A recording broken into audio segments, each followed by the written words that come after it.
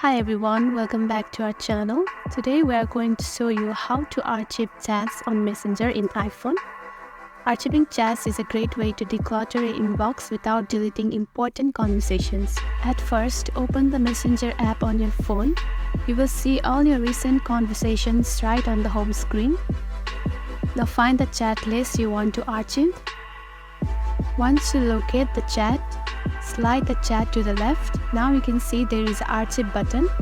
Now click onto the archive. Now you can see the message has been removed.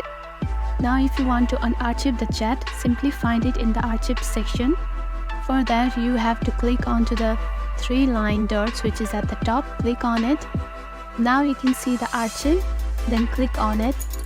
Here you can see the previous chat. If you want to unarchive the chat, simply slide it to the left again. Now select the unarchive. The chat will be in the main chat list again. So this is how you archive your chats on Messenger in iPhone. If you found this video helpful, please don't forget to like, share and subscribe. Thanks for watching.